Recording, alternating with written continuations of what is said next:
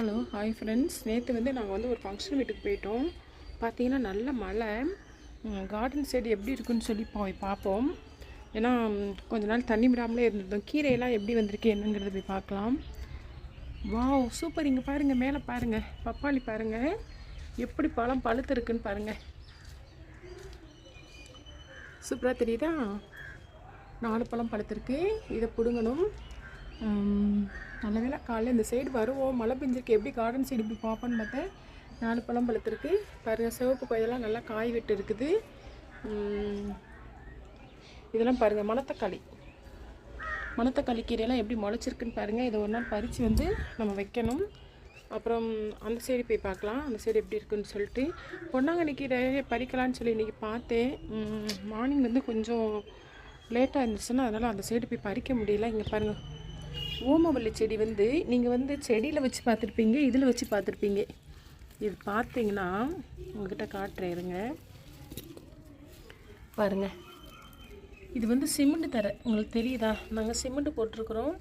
இங்கெல்லாம் பார்த்தீங்களா, அந்த சிமெண்ட் தரையில் கூட எப்படி ஓமவல்லி செடி முளைச்சிருக்குன்னு பாருங்கள். பாறையிலும் பூ முளைக்கும் அப்படின்னு சொல்லுவாங்க இல்லையா, அது மாதிரி தான்.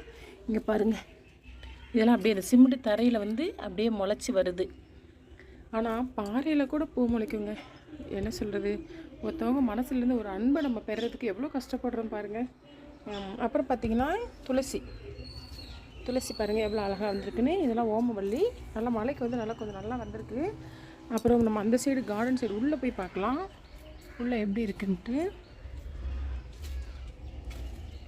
நேற்று நல்ல மழை தான், அதாவது ரொம்ப பெரிய மழைலாம் சொல்ல முடியாது, கொஞ்சம் பரவாயில்லாத மழை, காற்று மழை வந்ததுன்னு சொன்னாங்க.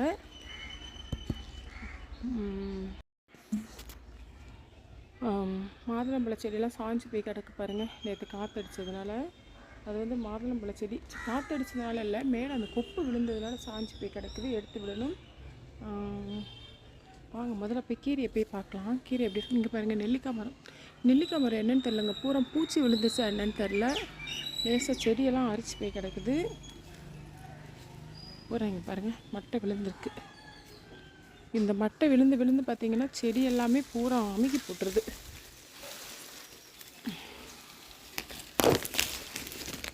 இந்த மட்டையெல்லாம் தூக்கி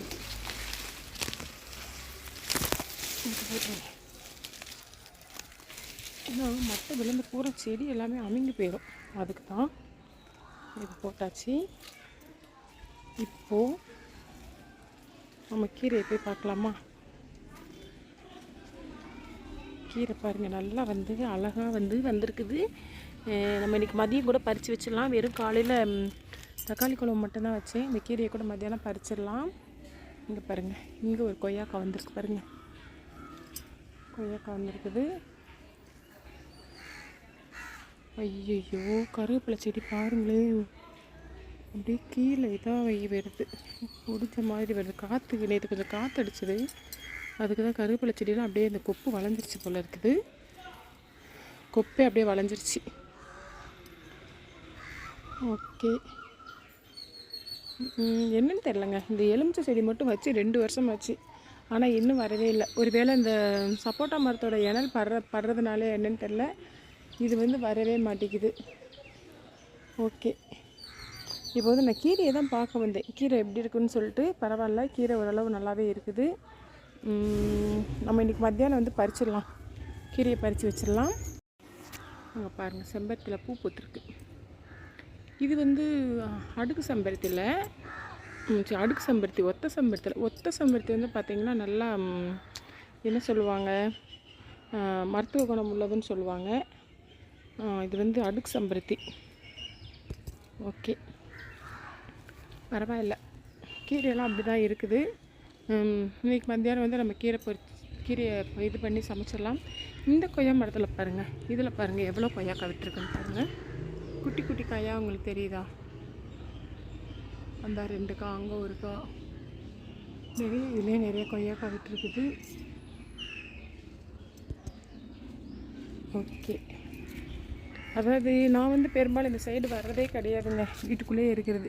இன்றைக்காக இந்த மழை பெஞ்சால் மட்டும் செடிகள்லாம் எப்படி மழை பெஞ்சால் நம்ம பார்க்குறப்போ அந்த செடிகள்லாம் சிரிக்கிற மாதிரி இருக்கும். மழை பெய்யாமல் இருந்துச்சுன்னா அப்படியே ஒரு மாதிரி வாடி இருக்கும். அதை பார்த்து அப்படியே சோகமாக இருக்கிற மாதிரி இருக்கும். அந்த செடியில் சிரிக்கிற மாதிரி இருக்குது பார்த்திங்களா, அதை பார்க்குறதுக்காண்டியே நான் வருவேன். பரவாயில்ல, எல்லாமே ஓரளவு நல்லா தான் இருக்குது. மேலே இருக்கிற அந்த பப்பாளி பழத்தை மட்டும் இப்போ நம்ம பிடிங்கிடலாம். Okay friends, okay, garden side வந்து பார்த்தாச்சு. எல்லாமே ஓரளவு நல்லா இருக்குது. இந்த வீடியோ உங்களுக்கு பிடிச்சிருந்தது அப்படின்னா லைக் பண்ணுங்கள், ஷேர் பண்ணுங்கள், கமெண்ட் பண்ணுங்கள், மறக்காமல் சப்ஸ்கிரைப் பண்ணுங்கள். Okay, by.